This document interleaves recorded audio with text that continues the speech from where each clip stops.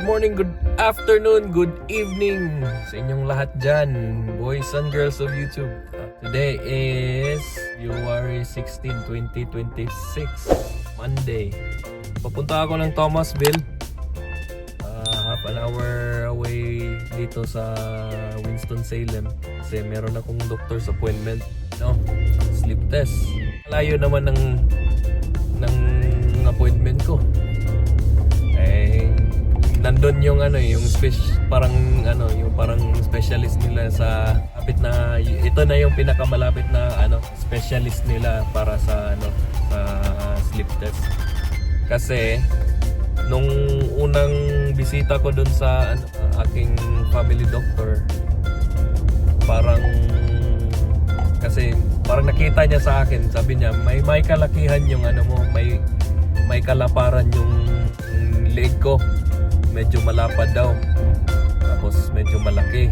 So nung tinanong niya ako kung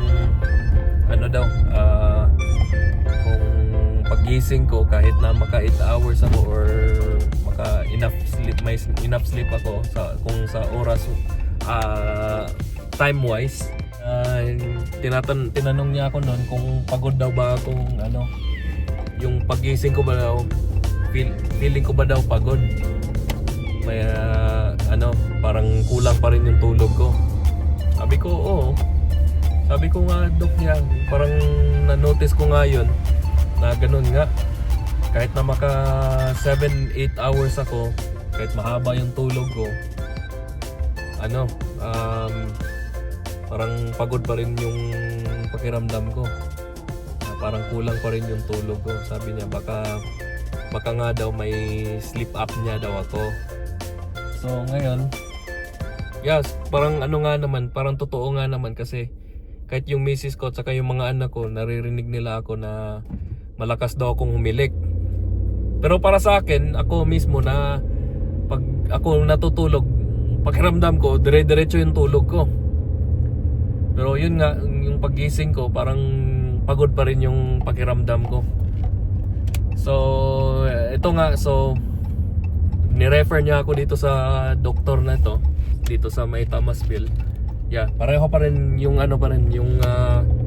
sila lang na parang company of healthcares, yung Novant Health dito sa na dito naka-base sa Winston-Salem.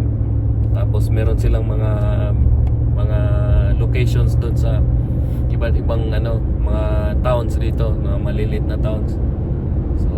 Abot pa nga to sa hanggang Charlotte itong nila itong hospital nila, meron pang hanggang Charlotte. Charlotte is dito mga isang oras galing dito. So ayun, ni-refer niya ako. Ngayon nga yung appointment ko 10:45. Ngayon is 10:10 na. Umalis ako ng bahay is exactly 10 o'clock. Half an hour na drive.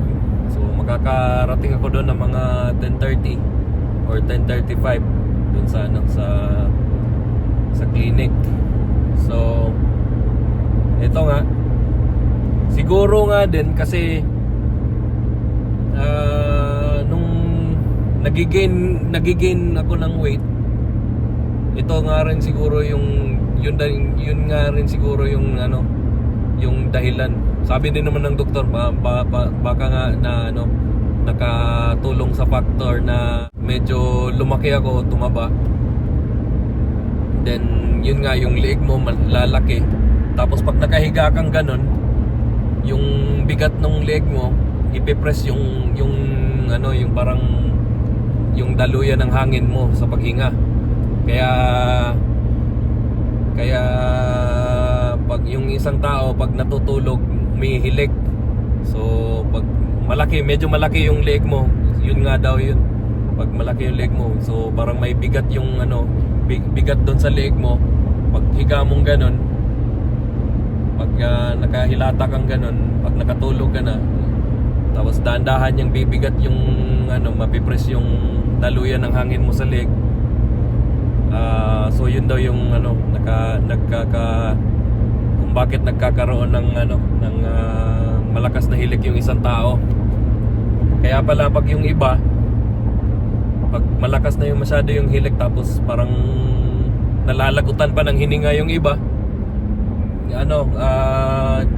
nagano sila, nagpapalit sila ng posisyon, yung pagilid, yung posisyon na yung ibang tao pinapa sideways yung paghiga nila.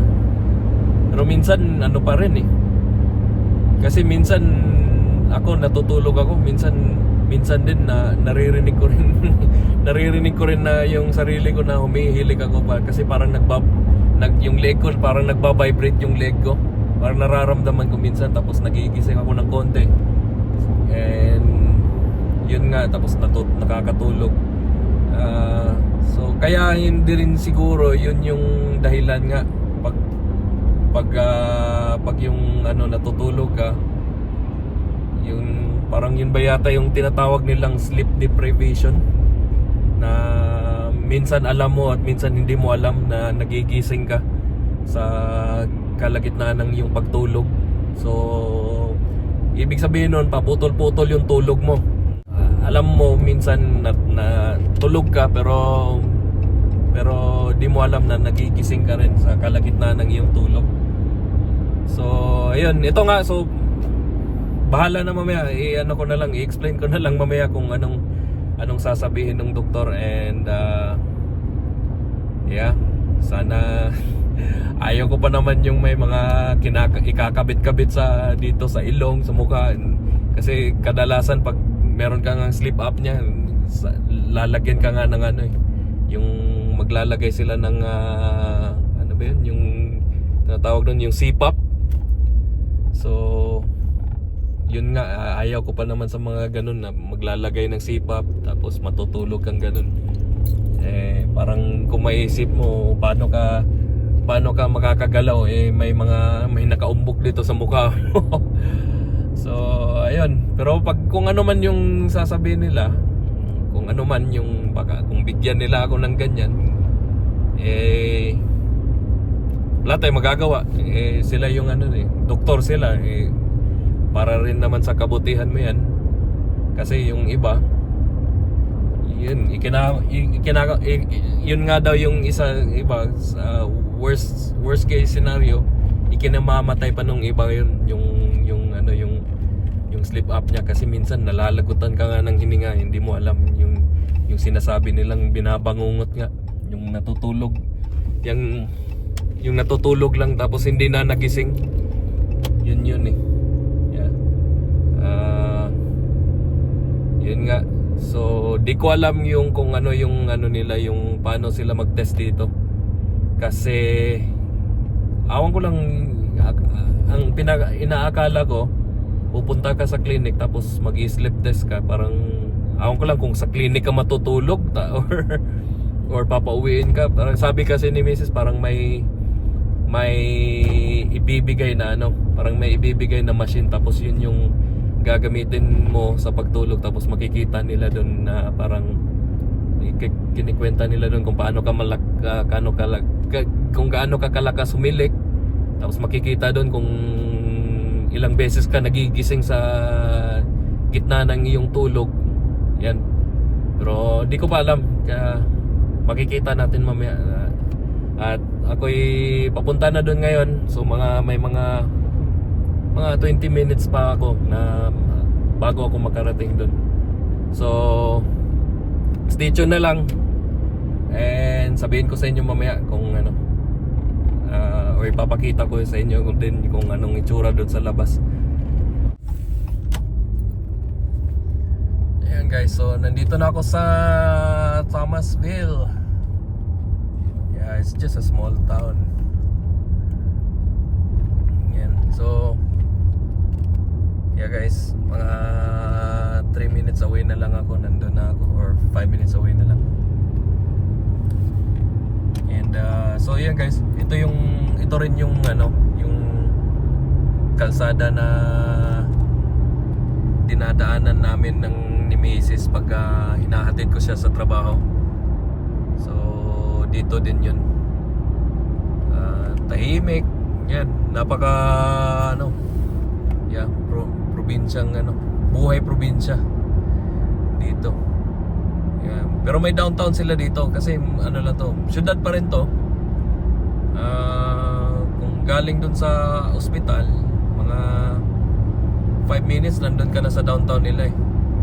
Yeah. Pero ito parang matatawag mo lang to na ano, yung parang nasa gilid-gilid lang siya ng kunyari nasa isang circle yung isang syudad, parang ito yung nasa outskirt na ano, part of Thomasville. So yun guys, so mga 5 minutes na lang nandun na ako, malapit na lang talaga.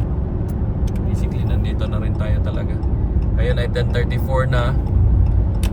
And pagdating ko doon, mag-check-in na lang and then yeah, good to go. And malalaman natin mamaya kung ano yung ano resulta ng ating pagpapa-check up. Ayan guys. So ito guys ang Thomasville, part ito ng Davidson County dito sa North Carolina. Ano siya, part ng mid North Carolina, or ano, parang mid state siya ng ano, or part ng mid section, parang nasa gitna kasi ito ng ano, ng state. Napapagitnaan ng lahat. Isa din to sa mga clinic niyan. Yan yung OB-GYN, ano, parang clinic ng mga para sa mga yung OB-GYN sa unahan ng konti. And guys, so nandito na rin talaga tayo. Yan, 10:35 eksakto na nakarating tayo dito. Yan, Davidson Urology at saka Neurology and Sleep. Yan, yun yung clinic na to. Ayan yung clinic guys, oh. Yan, wala masyadong katao-tao, right? So yan guys, nandito na nga tayo. So guys, so yung nandito lang yung clinic, tapos yung ano, yung hospital na pinagtatrabuhan ni Mrs. andyan lang sa tapat. Yan, tapat lang. So may alam ko yung lugar na to. Papasok muna ako. Tignan natin mamaya kung anong masasabi nung doktor na mag-check sa akin. Ayun mga guys, tapos na dito guys. Basically ano lang, check up lang. And maraming tanong kung yun nga, yung mga tungkol sa tulog. Basta yung nagiging problema ko lang talaga pag sa tulog, ano lang, yung pakiramdam ko na dire-diretso yung tulog ko, ano, pero paggising ko parang yung pakiramdam ko pagod pa rin ako. Yun ang nagiging problema ko. Pero sa karamihan ng mga tanong niya, wala dun sa problema ko, katulad nung, so yun guys, so yun nga, yung karamihan sa mga tanong niya, wala ako masyadong problema dun. Paggising mo, ano ka ba, confused ka ba, meron bang parte ng katawan mo na hindi mo maikilos katulad ng yung paa, wala ako nun. At saka yung pag nagmamaneho ka ba, inaantok ka ba, o nakakatulog ka ba pag nagmamaneho, or pag ikaw ay passenger, nakakatulog ka ba? Ako pag minsan-minsan lang, pag yung ano lang talaga, pag yung kulang talaga ako sa tulog. Pero pag yung sakto naman ako sa tulog, pero minsan nga, yun nga yung pagising ko minsan may halong pagod pa rin. And yun nga, tinatanong niya ako kung nagnanap ako during the day. Yeah, sabi ko mga half an hour to 1 hour. Yeah, parang ano lang, power nap, tapos yun na, parang recharge na naman ako. Tapos tanong niya pa na kung pag after mo nang magnap, para ka bang, kung tinatanong niya rin kung tulala ka ba pag yung pagkatapos mo ng nap, parang hindi mo alam kung ano nangyayari, parang ganun ba. Makikita nila yon, baka may problema ka sa ano, parang siguro makikita nila yan pag may depression ka, pag may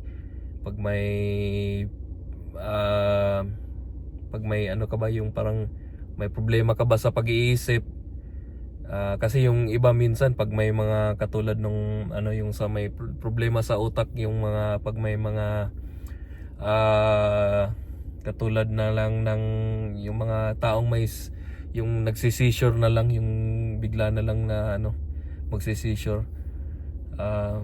Isa rin yan sa pinag-aaralan nila dito, or yung isa sa mga specialty nila dito.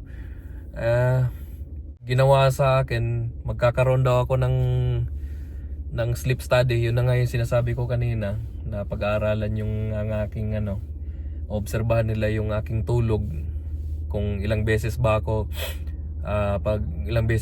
humihinto ng paghinga sa pagtulog. Doon mild, moderate at saka severe. Yung mild, yung 5 to 15 times in an hour, mild lang sa kanila yon. 5 to 15 times an hour na tumigil ka sa paghinga sa isang oras, mild. So meron pa rin silang magagawa doon, parang yung may parang mouth guard na ilalagay sa'yo dito.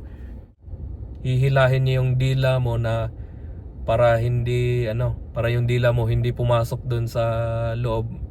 Kasi yung pala, pag yung humihilik ka, yung dila mo pala nun pumapasok din sa loob, kaya binablock niya yung hingahan mo sa loob, kaya ka nagkakaroon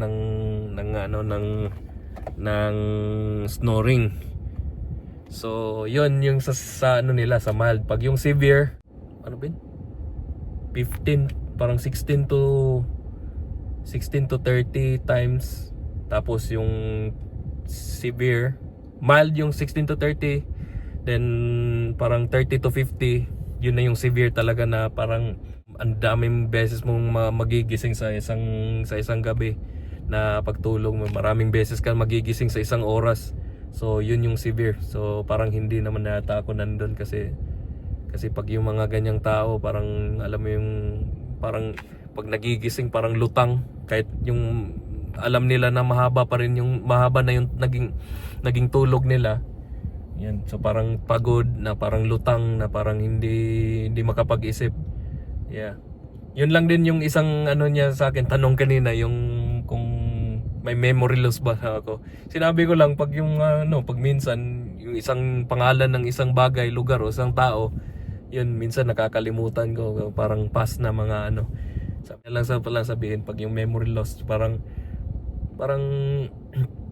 para bang yun nga, yung parang lutang ka na, parang hindi mo maalala kagad yung ginawa mo kanina, o parang short memory lang, na parang nawawala ka sa sarili mo minsan, or nakakalimutan mo na yung mga bagay na ginawa mo kanina kaagad. Yun yata yung ibig niya sabihin nila. Pag mild, tapos yung isa, yung pangalawa at saka yung pangatlo, saka yung severe, yun na nga, maggagamit ka ng CPAP. So maglalagay sila ng dito na parang oxygen niya yata yung nilalagay na dito, machine kasi yun Tapos yun nga, ibubuksan yung airway mo dito sa yung lalamunan para hindi ka na humilik, tapos yun nga, makakahinga ka ng maayos.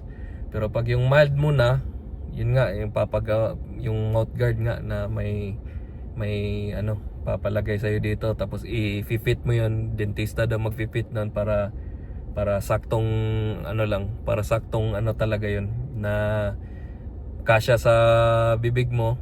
Tapos pag para hindi siya malaglag, may fitting din daw yun, may bayad din yun sa kanila. Yung between ng mild saka severe, yun, magsisipap ka na pag nandun ka na sa stage na yun, magsisipap ka na. So ang gagawin nga ngayon, after 2 weeks, tatawagan daw nila ako. May gagamitin sa akin yung parang yung parang sleep study machine. Dito ko nga, sabi niya dito ko raw pipick upin yun sa hospital kung saan dito nagtatrabaho nga yung misis ko, dito sa Thomasville Medical Center. Diyan ko raw pipick upin after in 2 weeks. So dadalhin ko yun sa bahay ko nga gagawin yung sleep study, and doon ko gagamitin sa bahay. Then Then yun nga, meron siyang monitor dito, ilalagay mo dito. Parang may sensor siya kung ilang beses ka, kung paano ka huminga sa during natutulog ka, tapos makikita din doon kung gaano kahaba yung naging tulog mo, kasi sabi doon 6 hours at least and up dapat yung magagamit mo yun or sa tulog mo. So gagawin ko niyan, matutulog ng maaga, tapos yun nga, on the way papuntang 6 hours na tulog. May ilalagay dito yun, sensor din, walang hangin yun pero sensor lang din yun. Tapos may ilalagay dito sa sa daliri ko, i-measure yung yung blood oxygen ko dito. Tapos dito yung kung gaano karaming yung basta something sa sa hininga pa rin na ilalagay dito sa ilong. So ayun, so antayin ko muna ng 2 weeks, tatawagan nila ako, tapos kung wala daw akong tawag, ako daw tatawag sa kanila dito, magpa-follow up ng tatanungin ko kung anong nangyari. It takes 2 weeks daw na para ma-approve sa insurance yung machine yun, kasi babayaran mo rin yun daw, kasi babayaran ng insurance, tapos meron kang part na babayaran din dun, kalakip dun sa babayaran ng insurance. So ayun guys, so yun nga lang, basta ito lang magiging araw ko ngayon.